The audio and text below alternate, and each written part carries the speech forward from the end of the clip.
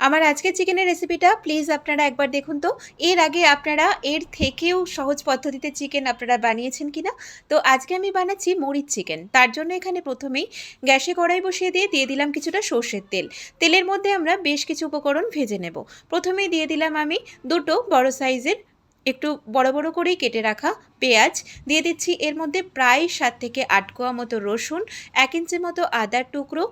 এগুলোকে সব হালকা করে একটু ভেজে নেব। এবারে দিয়ে দিচ্ছি এর মধ্যে হাফ চা চামচ মতো গোটা সাদা জিরে, আর দিয়ে দিচ্ছি এর মধ্যে একটা মিডিয়াম সাইজের টমেটো। এখন সব উপকরণ একটু হালকা করে ভেজে তুলে নিচ্ছি। তো দেখুন আমাদের কিন্তু এই সবজিগুলো ভাজা হয়ে গেছে। এখন এগুলোকে আমি নামিয়ে নিয়ে ভালো করে ঠান্ডা করে একটা মিক্সার গ্রাইন্ডারের জারের মধ্যে নিয়ে এটাকে ভালো করে একটু পেস্ট বানিয়ে নেব।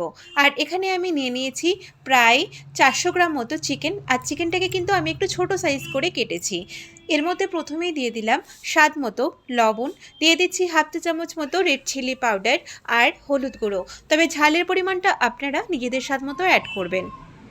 আর এই যে মশলার মিশ্রণটা আমরা আগে থেকেই পেস্ট করে রেখেছিলাম, রেডি করে রেখেছিলাম, সেটা দিয়ে দিলাম। এর মধ্যে কিন্তু কোনো এক্সট্রা জল দেওয়ার দরকার নেই। দিয়ে দিলাম বেশ কিছুটা কাঁচা সর্ষের তেল। এখানে আমি প্রায় 1.5 টেবিল চামচ মতো কাঁচা সর্ষের তেল দিয়েছি। তো এখন আমি এটাকে ভালো করে একটু মেখে নিচ্ছি।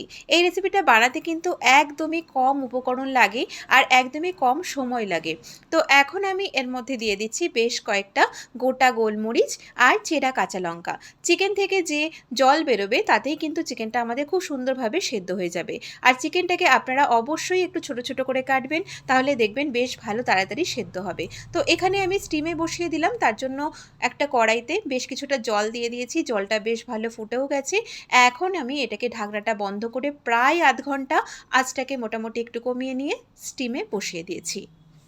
আধ ঘন্টা হয়ে গেছে, গ্যাসটা বন্ধ করে দিয়েও টিফিন বক্সটাকে বেশ কিছুক্ষণ আমি ঢাকা দিয়ে রেখে দিয়েছিলাম। তো আমাদের আজকে চিকেনের রেসিপি কিন্তু একদম তৈরি। চিকেনও কিন্তু আমাদের খুব সুন্দরভাবে সেদ্ধ হয়ে গেছে। তো আমার আজকের ভিডিওটা ভালো লাগলে অবশ্যই ভিডিওটাতে লাইক, শেয়ার, কমেন্ট করবেন। চ্যানেলটিকে সাবস্ক্রাইব করবেন নিত্য নতুন রেসিপি পাওয়ার জন্য। নমস্কার।